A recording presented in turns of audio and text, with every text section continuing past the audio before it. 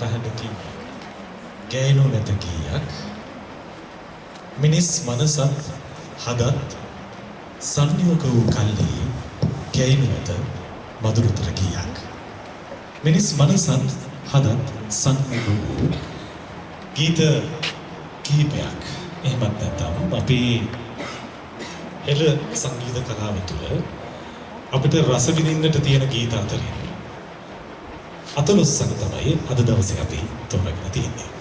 අද මෙලෙස සහෘද ඔබ අසුන්ගත වී සිටින වෙලාවේ මට හිතුණ දෙයක් තමයි අපි කොච්චර ගිනි ගොඩකද ඉන්නේ කියලා.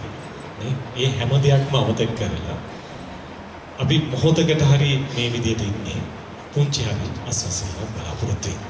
එනිසාද තෝරාගත් ගීත සමෝච්චය අතරේ දිදුලන ගායක ගායිකාවන් බවට පත්වන්නේ හේවා හෙට පවුලේ අපේ සහෘදයන්. ඒ විතරක් නෙමෙයි ඒ ගීතවල අර සුනිත්‍රා මැඩම් කිව්වා වගේම ඒ පදරොත් විමසන්නේ අපේම සහෘදයන්. එසේනම් පළමු ගීතය වෙත අප යොමු වෙන්නටයි සූදානම් වන්නේ. මේ ගීතය මට හිතෙන්නේ අපේ ජීවිතය තුළ අපි අම්මලා තාත්තලා අපි හැමෝම අපිට අම්මලා තාත්තලා වුණ දවසේ තමයි නැත්නම් Taman ඒ භූමිකාවටපත් වුණ දවසේ තමයි Tamanගේ අම්මා තාත්තා ගැන හිතෙන්න ගන්න. ඇයි අපේ ජීවිතේ මග හැරුණේ ඔවුන්ගේ ජීවිතේ කියව ගන්න කියන එක අපිට ඊට පසුව තමයි දැනෙන්න ගන්න. එනිසා සමහර ගීත වැඩසටහන් වල තෝරාගන්නේ මව්ගුණ ගීත. හැබැයි වැඩිය ගැයෙන්නේ නැති, ඇගෙන්නේ නැති පියවරුන් ගැනයි අපි ගායනට සූදානම් වන්නේ. මේ ගීතය ගැන කතා කරන්නට මා ආරාධනා කරනවා අපේ මහින්ද දිසානායක සර්. අපේ සියලු දෙනාගේම අවසරයි. වාසනා ගුණය කියලා වචනයක් තියෙනවා. දැන් අපි ওই වාසනාව එන්නේ මේ අපේ ධනකමල්ලි වාසනාව ගන්න ලොතරැයි වලින් අර මෙවැනි වාසනාව ගැන අපි කතා කරමු. හැබැයි අපේ සාහිත්‍යයේ තියෙන වාසනා ගුණය කියලා වචනයක්. ඒ වචනේ ඇත්තටම හඳුන්වන්නේ ඒ වචنين කියවෙන්නේ සාහිත්‍ය රස විඳින්න පුළුවන් අය. කියනවා වාසනා ගුණයෙන් යුත් මිනිස්සු. තර මෙතන ඉන්නේ ඒ වාසනා ගුණයෙන් යුක්ත පිරිසක්. ඒ ගැන ඇත්තටම සතුටුයි. සාහිත්‍ය රස විඳිනය කරන එක ඇත්තටම අමාරුයි. සමහර වෙලාවට ਵਿਚාරකයෝ කියනවා ලියනවට වඩා අමාරුයි රස විඳින්න. ඒ නිසා පළමුවෙන්ම අපේ දනුක මල්ලි කිව්වා පියවරු ගැන ලියවිච්ච ගීත ඉතා අල්පයි. 14යි තියෙන්නේ. හැබැයි ලියවෙච්ච ටික ලියලා තියෙනවා අපේ වචනෙන් කිව්වොත් අපේ භාෂාවෙන් කිව්වොත් බොක්කටම බැරි. ඒ වගේ ගැඹුරෙන්ම ලියවිච්ච ගීතයක් තමයි මේ ගීතය. කරුණාරත්න දියුල්ගනේ මහතාගේ ලායන්විත හඬ. ඒ හඬේ තියෙනවා ඇතුළතින්ම එන භාවාත්මක හැඟීමක්. ඒ හඬේම තියෙනවා කියපෙලා ඒ හඬින් තමයි ගැයෙන්නේ. මේක රචනා කරලා තියෙන්නේ රජරට හඬ. කුමාර මම කැමතිම කියනට. ඔව්. ආඩම්බර ඇති. කුමාර ලියනගේ සහෝදරයා ඒ වගේම සංගීතයේ රෝහණ ධර්මකීර්ති මහතාණන් මේ ගීතය ඇත්තටම ලියන්නේ ප්‍රකාශනයක් විදියට. කාගේ ප්‍රකාශනයක්? ජීවිතයේ දුක් කම්කටොළු විඳපු ඈත වන්නේ හිටපු වැවැලි රාජ්‍යයේ මං හිතන්නේ ප්‍රදේශයක් තියෙනවා. වැවැලි රාජ්‍යයෙන් ඉහළ තලයට නැගුණු කෙනෙක්ගේ අතීතාවර්ජනයක් තමයි මේ තියෙන්නේ. ඔහු අන්තිමට ජීවිතේ ජය අරගෙන තියෙනවා. හැබැයි ජය ගන්න පාලම් වෙච්ච Tamanගේ පියාව අනුස්මරණය කිරීම. පියා පේනවා වුත්. ඒ පෙනීම තමයි ඔහු මේ ස්මරණය කරන්නේ. වැව් තාවල්ලේ සක්මන් කරනවා ඔහුගේ පියතුමා. අප්පච්චි සක්මන් කරනවා. සක්මන් කියන වචනේ තියෙන්නේ මොකද්ද? ගෞරවය. ඒ හදවතින් නැගිනු ගෞරවය තමයි ඒ තුල ගැඹෙලා තියෙන්නේ. ඊළඟට ඔහු එකතු කරනවා මේ ගීතයට. දොලේ දියයි මට කෙතේ නිලයි ගහ වැලේ මලයි මට අප්පච්චි. දොලේ ගලා යන දිය පාරට ගියපුවාම තාත්තගේ සිසිලස තමයි දැනුනේ. ගහ කොළ දිහා බලපුවාම තාත්තා හදපු ගස් වෙන්නද මං හිතනවා මේ වණ්ඩි කරේ ගොඩක් වෙලාවට මේ පැත්තෙන් ගිය මිනිස්සු සරුසාර කරා. තාත්තා අතින් වැවිච්ච ගහක කොළක මල් ගෙඩි පළදාව දකිද්දි තාත්තා තමයි මතක් වෙන්නේ. ඒ තරම් ඔහු ඒ පරිසරයට ආදරය කරලා පරිසරයේ දරුවෙක් විදිහට තමයි මොහු බිහි වෙලා තියෙන්නේ. ඒතර ඒවා දකිද්දි තාත්තා මතක් වෙනවා. ඒ මතකයෙන් ඊළඟට යනවා වලාකුළේ දා බිඳු තවන.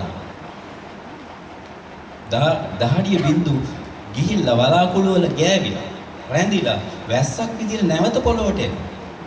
ඒ එන්නේ තාත්තගේ මහන්සියම තමයි. නැවතත් දරුවාට එන්නේ සිසිලස. ඒ විදිහට තමයි ඔහුට මේ පියාගේ ස්වභාවය, පියාගේ අතීතය, පියාගේ ස්මරණයන් දැනෙන්නේ. දිවි ගමනේ ඉඳ ඉම කඳු මුදුනේ ඉඳ ජීවිතේ නැමැති කඳු මුදුන. මේක රූපකයක්. අපි දන්නවා කවි රස විදිද්දී රූපකාර්ථවත් බස්සවරක් පාවිච්චි කරන ගොඩක් තියෙනවා මේකේ. මේකත් ඒ වගේ. ජීවිතේ කෙලවර කරන කන්ද. ඒ කියන්නේ තාත්තා වයසට ගිහිල්ලා අවසාන කාලේ. හැබැයි ඒ තාත්තගේ සෙනෙහස දෝරේ ගලා එනවා.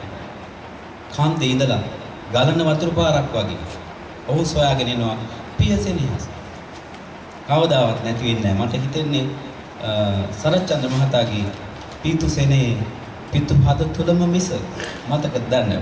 ඒ විතරක් නෙමෙයි ඇට මිදුළු සිඳ දැනෙන හැකියාවක් බව අර අපි හවුදුරු නිසා ඒ කාරණේ පොඩක් වර්ණිත කරමින් ඊළඟ අධීරයේදී සාමාන්‍යයෙන් කියන දෙයක් තමයි ඔය කොයි විදිහටද සුද්ධෝදන රජතුමා කියන්නේ Tamanta දැනෙන පුත්‍රසෙනෙහි කියන මේ සමසිඳ ඇටසිඳ ඒ තමයි සරච්චන්ද්‍රයන් ගන්නේ සිංහබාහු නාටකයට.